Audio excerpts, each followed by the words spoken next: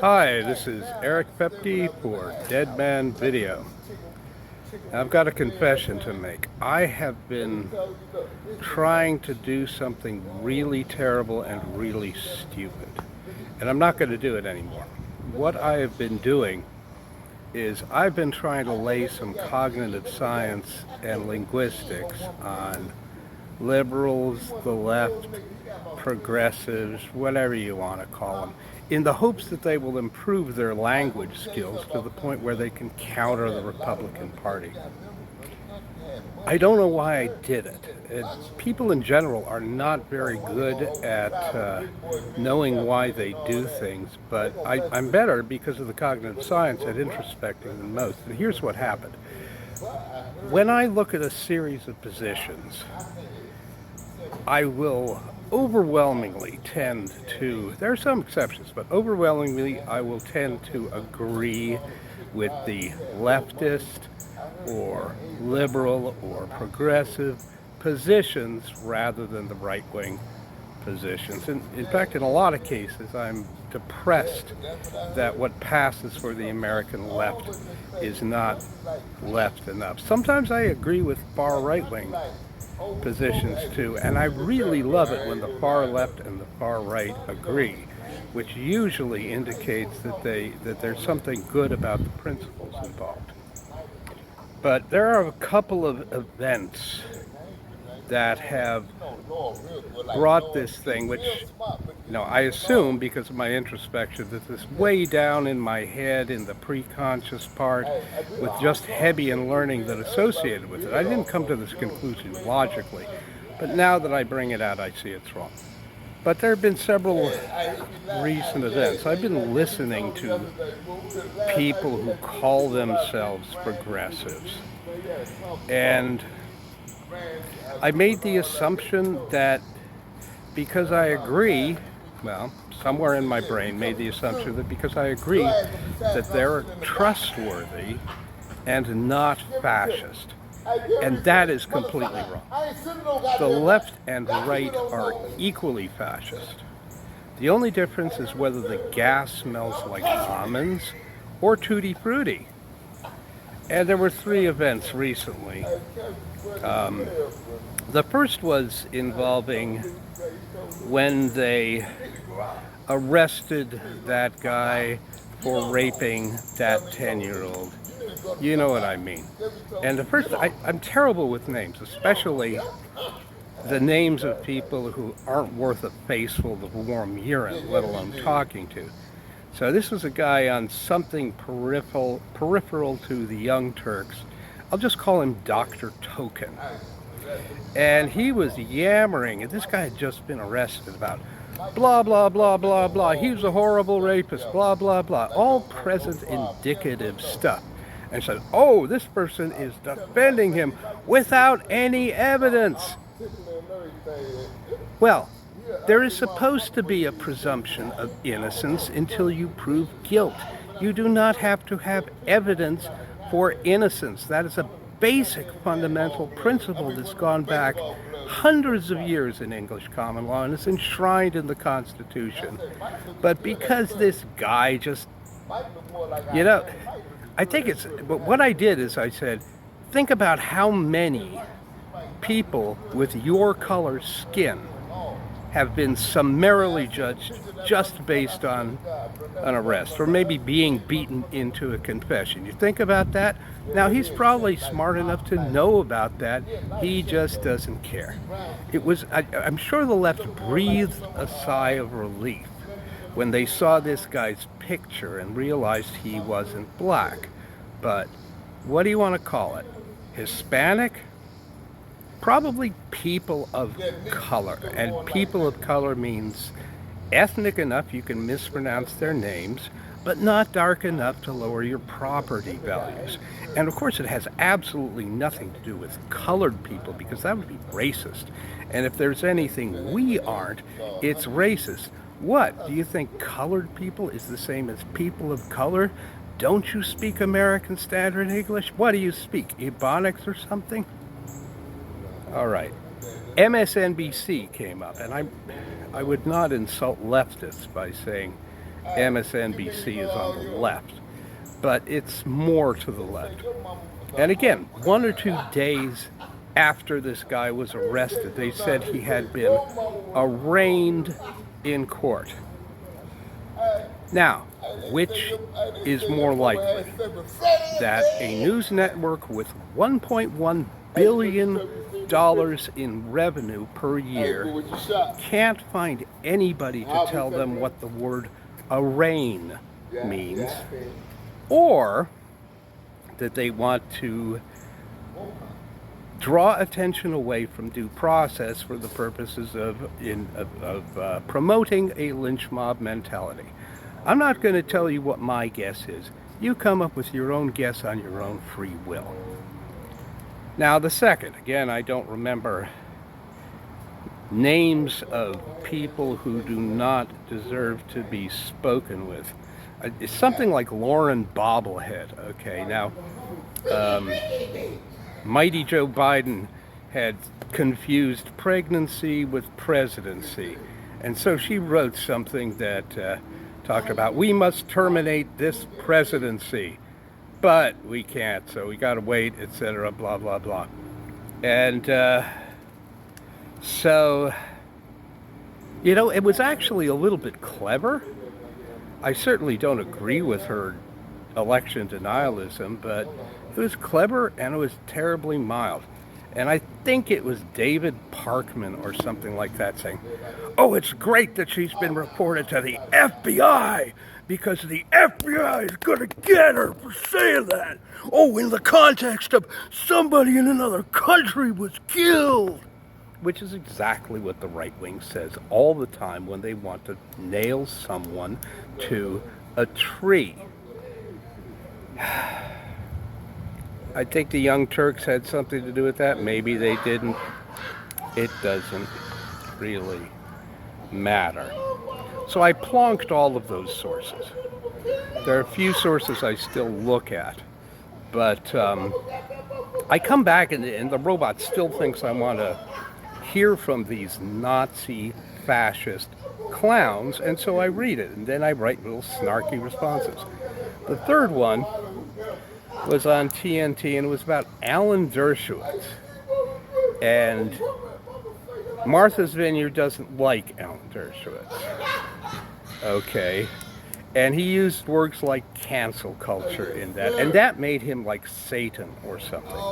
Now it seems to me that what happened is that everybody hates Alan Dershowitz because he believes in the Equal Protection Clause in the Constitution, and the basic idea that the Constitution has to apply to everybody.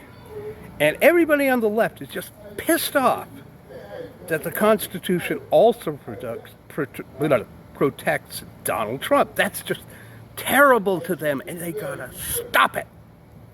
And so everybody's going, ha ha ha ha ha, he got what he wanted, or got what he deserved. But now, I've got to say the first thing. A private organization could do what it likes. It can kick you out. You don't have to be able to go there. That's not a right. It's only a free speech issue if the government does it. The federal government, since the Constitution, the state governments, since the 14th Amendment. So they can kick him out all they want, and that's not a free speech issue. But consider, you mighty supercilious lefties, what would happen if Martha's Vineyard kicked somebody out for being transgender? You'd all go primate fertilizer. And I'm not saying that you would be wrong in doing that, because discrimination against trans people or anybody, including Donald Trump, is a bad thing. But just the fact that it doesn't rise to a constitutional issue doesn't mean that you can't fit it within the overall schema of cancel culture. Now, back in the 60s, cancel culture was all from the right. Well, pretty much from the right. The war protesters wanted to speak on campuses of public universities, and they were canceled. But now the left wing has taken over, and it's the left wing doing this on college campuses that are publicly funded to right-wing people. And sometimes it's the other way around.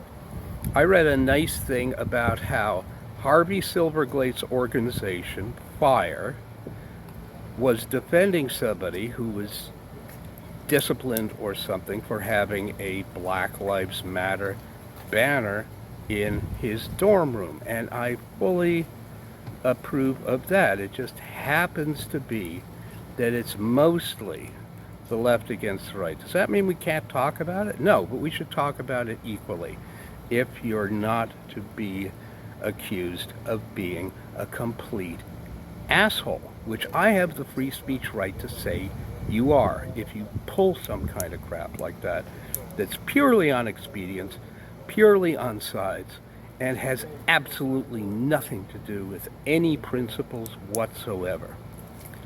So, on that one, I wrote a kind of snarky response, and I said, well, you know, Alan's welcome to come down here to the homeless shelter and hang out. And then I made some accusatory stuff about what I just talked about. You know, you don't pay attention to principles. And Alan Dershowitz is one of the few people who does pay attention to principles. He'll defend Nazis and get you your free speech rights because he did it. And you better be grateful that he does, that he did. But you don't care about principles. All you care about is rights for me and not for thee, and I have utter contempt for anybody who does that. So a guy named Pogue Mahoney, which I'm given to understand is Gaelic for kiss my ass, although from the Gaelic dictionary I had, I think it's pronounced a little differently, like maybe Puckamayan. I don't know, I'm not Gaelic. He wrote something about, you know, kind of mocking, but in a funny way, the idea that he could go to the homeless shelter, but there aren't anywhere he is. I meant this one. All right? If you saw my recent polygraph video, all two of you will understand that I am what you might call a pathological truth teller. I tell the truth compulsively, even when it is to my detriment. And even when I'm sarcastic, which I am a lot, usually, and I can't think of a counterexample, if you read what I write literally, it's true. I really think it would be great if Alan came down to the homeless shelter and saw what it was about. He might get interested in it, and he might think about it even. And he might do something about it, or at least talk on The View, which is where he seems to spend most of his time. So I wrote a response, and it disappeared. And then I wrote another response, and it disappeared. And then I wrote a third response, and it disappeared. Now this has happened to me before, and I've always suspected somebody was deleting them, but sometimes they come back, so maybe there's a queue somewhere. And I've always been able to fix it by editing the original message that I wrote and putting the information there.